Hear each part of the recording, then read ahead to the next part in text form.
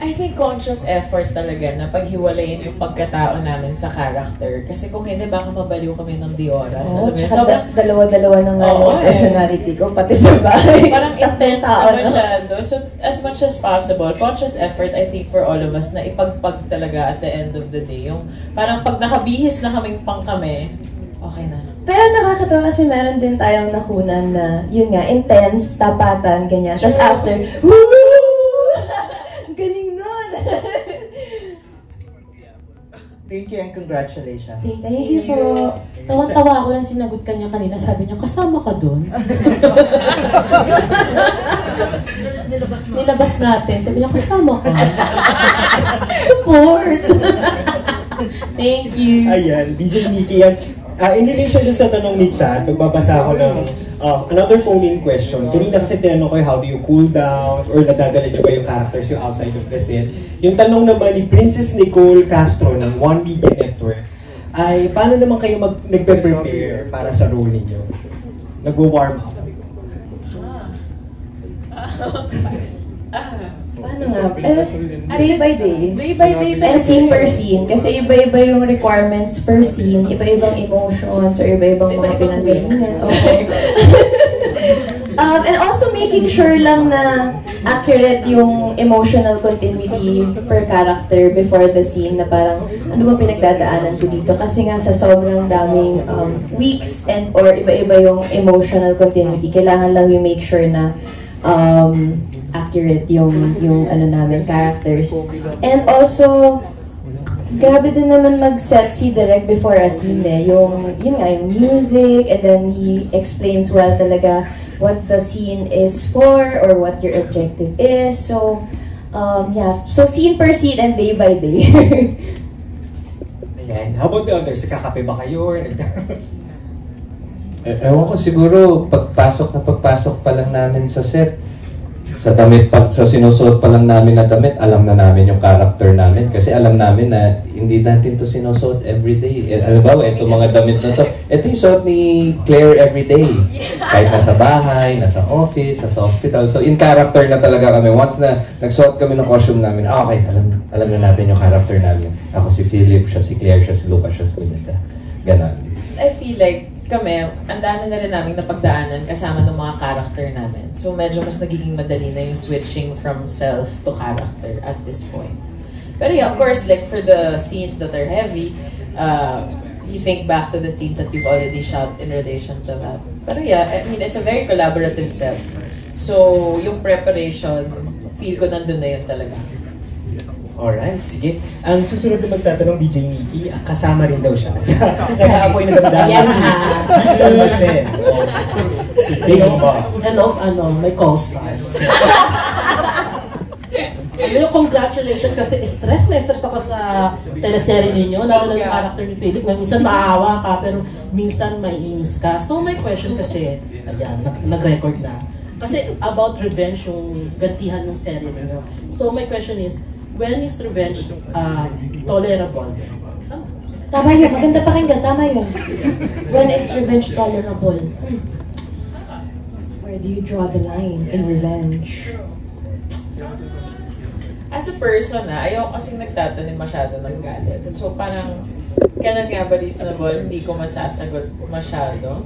Siguro kung sobrang grave no offense sa'yo ng tao. Pero so far, I think God, wala pa akong na-experience na ka-revenge. Okay, experience mo. Okay na ako. Okay na ako. Ayan si Tony. Sometimes maganda siyang isipin na may taong may ginawang malalang masama sa'yo. Tapos gusto mo din mag-take ng revenge.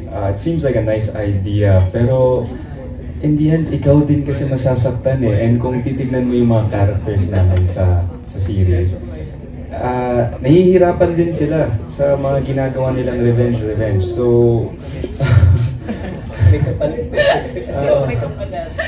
so I think learn from Lucas, Melinda, Philip, and Claire na lang. Revenge isn't a good idea. How about you, I think revenge is, deadma. Kasi kapag hindi na siya napapansin, pag di mo na pinapansin, kasi may ginagawa sila to provoke you, diba? To get a reaction from you. Pag hindi nila nakuha yun, masasatisfy ba sila? Hindi. So, ang pinaka-best revenge is, you don't matter. I don't care kung gusto mo ng anong gusto mong sa akin from me, parang silence by yun. Yes, JC, na ang character niya ay talagang puno ng paghihiganti. Para sa akin, ang revenge kasi may karma eh. Alam mo yan, sa bawat ganti na ginagawa mo, may way yung universe talaga na ibabalik niya sa'yo yung ginawa mo eh. Kaya ako talaga, as much as possible, you just forgive. Kasi nga, parang, katulad, tama yung sinabi ni Tony, kakaganti mo, ikaw yung nahihirapan din sa uli. Diba? Hindi ka magiging fulfilled kahit anong gawin mo. So, alam mo yun, para sa akin, huwag ka nalang mag-revenge. Diba? Nakakapagod. Pero, kung tatanungin mo ako, dun sa palabas namin, aba, sanay na kami. Normal. Revenge is life. I eat revenge for breakfast. Parang hindi nga namin alam kung kailan matatapos tong gantihan na to eh. Kasi ang dami namin balas sa isa't isa eh. Parang yung mga writers nyo, parang gustong gumanti. Tsaka may nabasa ako na pag nagre-revenge ka daw, parang nakaka-wrinkles. Ayaw natin nun. Stress. Una lang. Kaya wala akong wrinkles. Check out. Ikaw hanggang saan ba sa'yo pwede? Pag may halimbawa may kumanti sa'yo. Ito, balak niya ako i-wrinkle ha. Kaya gaganti ka. Hindi, I'm all about love. Oh. Speaking of love, ay may talumaangan. Speaking of love, hanggang saan kayo lumalaban pagdating sa pag-ibig? Hanggang kaya. Oo. Nagawa mo na ba yun before? Feel ko naman, oo. Parang lahat naman tayo, no? Right? Collective, yes. O si. Yes. Thank you for the support. How about the guys? Ang tahimik nila. Ako wag na po akong tanongin kasi ako lang po yung kasal sa kanilang tatlo. Ay, si Tony. You'll be surprised what love will make you do. So, masasurprise mo na lang din siguro yung sarili mo pag love mo talaga yung tao. Okay, thank you. Congratulations. Thank you. Hindi, nagsabi na siya si June. Ano yan? Sali niyo kami sa JC niyo. Parang feeling ko mamaya may mag-aaway na magkaibigan. Ilalabas natin. Maganda yung revenge. Ito na yun eh. Oo, nararamdaman ko. Thank you!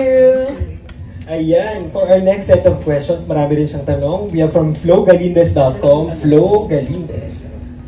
Isa lang yung tanong ko actually. Kasi di ba nakita niyo yung mga characters ng bawat isa, you saw yung mga bubog, yung mga hugot.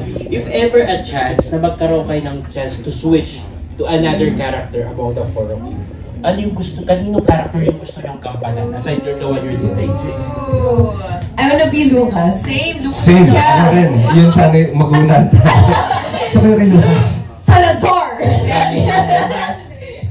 Parang sa aming apat kasi siya yung connected sa aming tatlo. Ako hindi ako directly connected dun sa dalawa. So parang yung pinaka... Tsaka if you really think about it, kawawa din si Lucas eh. Siya yung sobrang naagrabyado din. Pero pinakawawa naman si Claire talaga, Olivia. But yeah, Lucas would be fun. It's fun to Are you sure? Sabi ko pinagdaanan, yes, Lucas.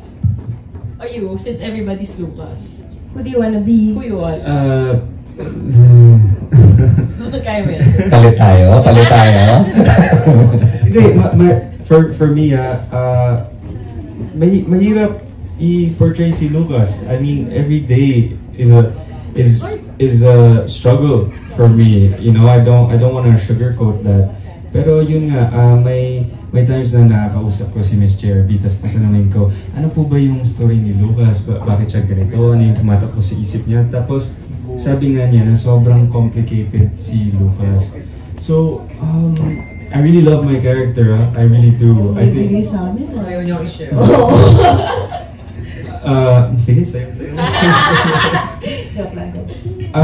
Ayun. Sige. Well, if I had to pick one, siguro si Philip kasi na-experience ko na yung init ng ulo ni Lucas. So, tsaka na kay Philip kasi yung hinahanap ni Lucas na pagmamahal ni Olivia. So, para try naman. Nandiyan naman si Melinda. Di ba? Di ba? Oo. Yun din yung point ko eh. Nandiyan naman siya eh. So, thank you. Ayan. For our next set of questions, we have from Chicanes. Yeah, Albert Bryan, I believe.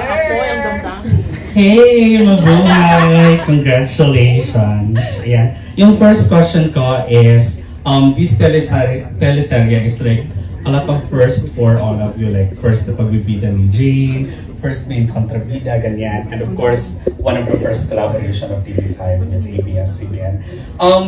What part of this teleserye you are most pressured about? Yung ratings ba? Yung feedback ng bosses, especially from TV5, na mauulit pa ba to? Or yung audience, saang part kayo mas napipressure?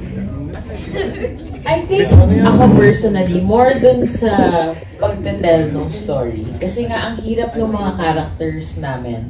So, hindi na kami, ako personally, hindi na masyadong nag-iisip sa outside factors. Kasi everything will fall into place naman if tama yung portrayal namin, tama yung pagganap namin, di ba? So parang mas dun yata kami nakafocus sa tamang characterization, tamang pag-arte, kasi everything else naman yata will follow. How can we tell the story right? Pero like sa'yo, Jane, like